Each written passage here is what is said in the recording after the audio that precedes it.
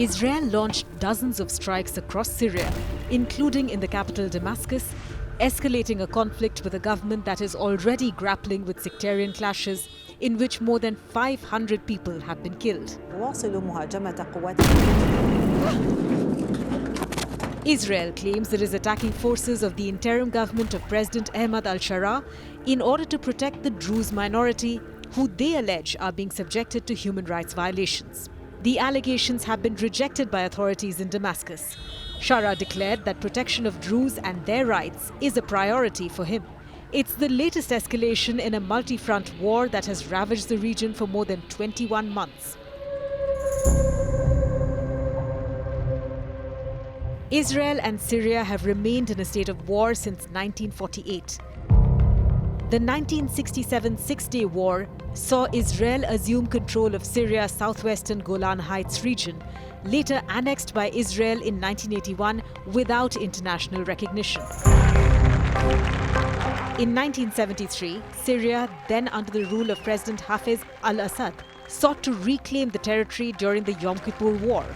But the conflict ended in another ceasefire, followed by a 1974 disengagement agreement that established a United Nations patrolled buffer zone.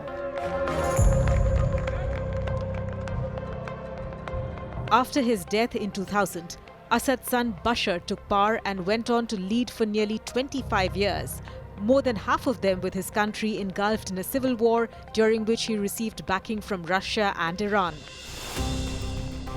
In December 2024, a surprise offensive led by Islamist rebels ultimately toppled the government, putting in power Syrian interim President Ahmad al-Sharaa. Israeli Prime Minister Benjamin Netanyahu quickly took credit for settling the conditions for Assad's downfall. He declared the 1974 disengagement agreement null and void and launched a large-scale series of airstrikes across Syrian military sites and infrastructure, as well as a ground invasion, seeking more territory beyond the Golan Heights buffer zone. On July 13th, clashes broke out between the Druze and Bedouins around Druze-majority Sweda in southern Syria. As the situation went out of hand, Syrian troops tried to intervene. Druze leaders have long bristled at the presence of government forces in Sweda.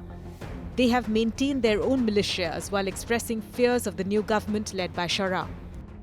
The government declared a ceasefire on July 15th, and Druze leaders called on the community's armed factions to stand down. But fighting soon resumed. During the unrest, there were reports of extrajudicial killings. Videos posted on social media appear to show Syrian government troops abusing or humiliating Druze residents.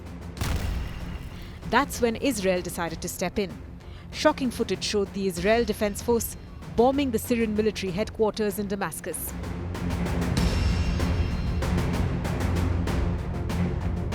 Sharaa stressed that the Druze were a fundamental part of the fabric of this nation and rejected any attempt for them to be dragged into the hands of what he called an external party.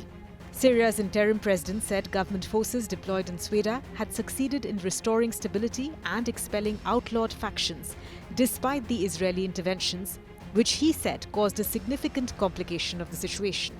Sharaa said responsibility for security in Sweda would now be handed to religious elders and some local factions based on national interest. He also promised that the government was keen on holding accountable those who had transgressed and abused Druze people. But there is widespread distrust among the Druze minority towards Sharaa's government. The interim government promised to include minorities, including the Druze, but the new 23-member government in Syria, announced in late March, has only one Druze member. President Donald Trump's administration has repeatedly warned Sharaa and his government against targeting minority communities, including the Druze. At the same time, Trump has shifted his position on Sharaa in recent months. He briefly met Sharaa during a visit to Riyadh in May and announced the lifting of sanctions against Syria. Will the US now put pressure on Damascus to rein in its fighters? It could also turn to partners with influence in Damascus like Saudi Arabia and Qatar.